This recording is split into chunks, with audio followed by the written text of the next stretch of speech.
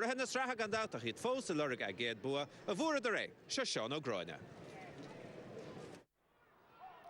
Agus blog clia gan éon fointe fós a trená sin tugus díachas damanta rugus sin tús an bhaith branninte sin gohíntoch agus an scór an sin bhaith elam na crab go blog clia. Wel tús maith corthaíach úr is a glyfa seo. Seo dyd na Tipperary inis agus can mór mílteach fada. Brendan Maher. Yn ffer Lord Parker go gefn. Sy'n chwaifryn sy'n sio. Dar y dahad slat. Ond pinche hart. Wycha cryn, Tasha cryn. Dahi o Calachan. Pwynt i Broedyn.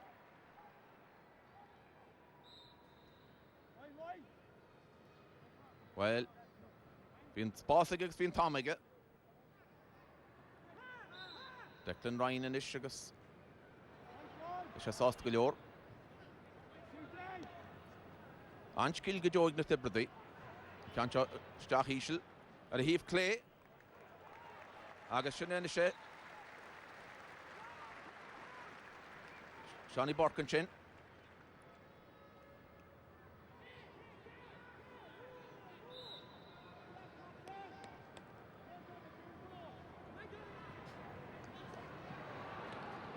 Na Tipperary go haibbrú mach ríist. Ach sin droch an ceart agus tugi go Liam Rush. Agus puinte bra ón bheróg. Liam Rush go blach lia. Lehasach ar yesin jo.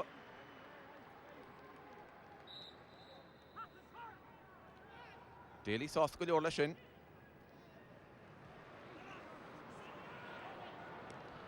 Na Tipperary inis. An choimert.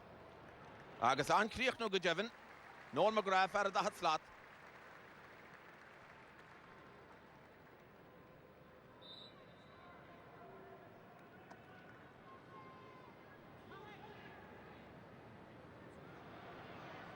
Sy'n nhw rwsg o cartio de Brian O'Marin Lantasach môr laidir ta sé wad o chŵl flag lia. Wad o chŵl Gary Maguire ach ni stoppen se sinne.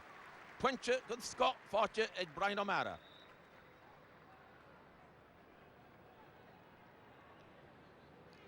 Wel níl yn fersach blinas fich. Led og balair. Se hagan blag lia ríist. Rúhar Jazz. Agus Criachálan. Weis Durcan. Leach Holy ar chlé, Sean Durcan.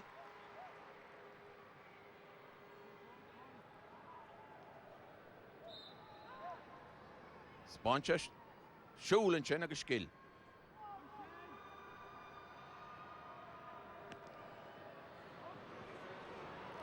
Blag clían is Liam Rush, David Tracy an Trinity. Agus sin tús mach leis a dara le, wai David Tracy. Well, is cinse go bhfuir gritsáil wai Daly ag le hama. Glach sin pass wai Liam Rush agus críoch na sé an a híomh Clay. Se hagan blag líar ríist isteach ísil. Agus tá siad a brandú contorteach an seo de Tracy ríist agus cúl fáte ag Tracy. Gan seans na grásta Gleeson a gúl Hibbredáden. Well, sin cúl agus puinte fáte na sé David Tracy an Trinity. O hosach a dara le.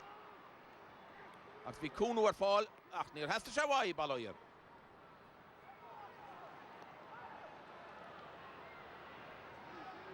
Go sé thar Pádraig Maher an sin. Agus fiaus damantar blag lia. Agus siad a Tracy a ríist. Cúl agus gáfuinte fáte na sige. Lach takeíocht a blag lia sásta leis a gceann sin.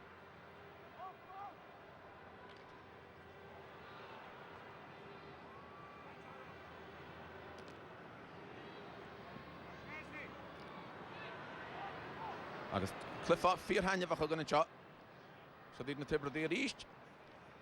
Bhfuil sí an, tá sí an, bhaid Páborc.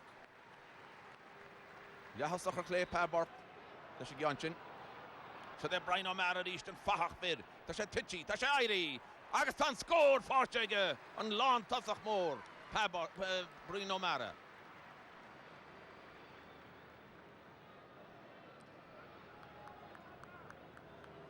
Well, tá neart an, tá tégar an. Agus tá crinneas chomá aige.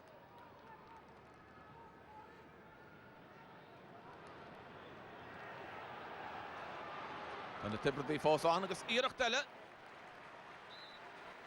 Cean eile go hybrid na sin. Iad a chóscóir na sé ríist. Titte meisteach. Agus sin pointe bra. Niall McMurrow an tena dé for an cean sin. Well, bhíon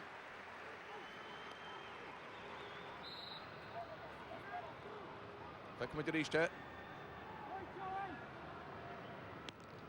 Ilan an géar ar fad.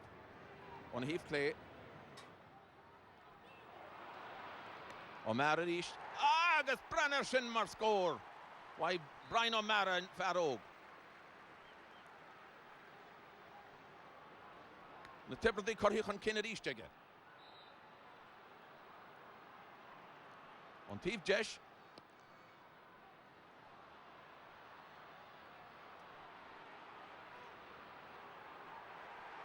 A bin pointe na bua. Brian O'Mara. Pointe an árachis.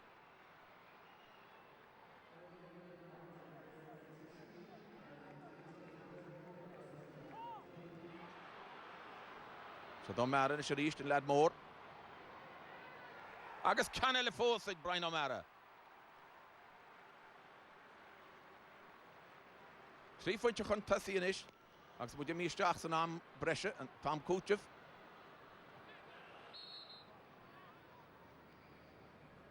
Cuman na himní inis ar Anthony Daly. Ní hábháil a tadan is siad ach cúl. Cean mór mílteach dámanta. Bhfuil sé rush. Tá sé gofed rush an a chrúb. Agus an cúl fáte ag Liam Rush. Well, sin écht agus tá loch takeíocht a bhlach lí a riméadach. Sin an scór Jerry an sin. Cóscór an seo agus an chéad fointe sreathe fáte ag bhlach lí an seo.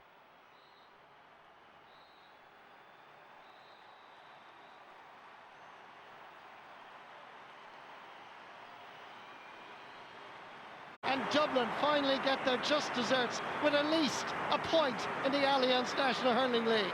It ends up Dublin 2-15, Tipperary 21 points. Fantastic to get something out of it, a great relief in the dressing room, even though not enough to...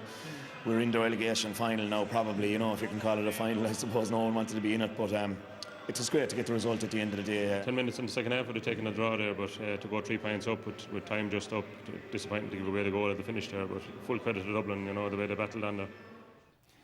Yeah, still no win for Dublin in Division 1A, but at least that dramatic draw last night throws them a bit of a lifeline. I know, Tomas, that Anthony Daly is scratching his head a little bit about this campaign because he has them in a good place in sense of their attitude and commitment and so on. But the place might also be Division 2 next year. Yeah, they're definitely in a relegation battle at this stage, Michael. And when you look at the scoring rate they've had and the level of competition that had year to date with those matches, you'd be saying, how have they only got 1 point on the board, you know? And it's incredible. I mean, last year they set their stall out certainly to win the league campaign. This year is probably a bit different because they faded in the championship with the efforts that they put into the league campaign. Yeah. So this time around, it's about progress and it's about getting injury free and getting all those people that are injury back, that you have a squad of fit players to pick from when it comes to championship. Yeah, he will be worried that they're down a relegation battle, but I think they're good enough to actually stay up in Division 1 for next year. Tom, let's talk about Tipperary. You were impressed last night with Brian O'Mara. Now, Brian named at number 14, but played some of his best turning out the field in actual fact. He did indeed, yeah. And look, everybody has been speaking, I suppose, over the last number of weeks about the Lark Corbett absence and stuff as well. And also, somebody must take up the mantle at the edge of the square. And this man last night was a powerhouse, being honest with you, getting 5 points from play. I mean, number 14 on the back, you'd say he was going to be in around the edge of the square because he's that kind of physical presence, but he wasn't. And here, look, it's all about power, it's about strength, and have a bit of confidence as well to go at his man, loses it on the ground, gets back up again and off the left hand, and that's a great score as well. And as I said, 5 points from play, it's a great return, and I'm sure Declan Ryan will be delighted with that, because when you have a guy of a physical presence like this, a lot of players would play off him because a lot of ball would be breaking off him, but last night everything went right for Brian O'Mara, and I'm sure he's put his name in contention now for that full forward slot come championship time. Coming back to Dublin again, if Anthony Daly is to bring Dublin on from where they were last year, and they did well last year, they need other aspects to their game. Everybody recognises that. One of them is getting something out of a situation that looks lost. Now, they did that last night. They did, certainly. And I mean, like, they have been kind of, I suppose, they've been unfortunate against Cork. They would have felt maybe they should have won that match. Last weekend against Kilkenny, scored an awful lot. That would have won 2 matches with the score that they had last week at 5-12. But this was cracking last night. I mean, end result, Liam Rush has nothing else in his mind to go high and grab the ball. And difficult to do in lights as well, you know. But yeah. People would probably point to the steps maybe he took and stuff like that. I never worried about steps when it came to situations like that. Liam Rush had nothing else in his mind last night when he grabbed that ball was get the equalising goal and win deserved by Dublin. All right, Tom. Time for us to take a break here. Well, we were disappointed in Micheál to lose last Sunday. I suppose we led by 8 points, but in fairness to Galway, they were very good in the second half and deserved their win, I suppose, in the end.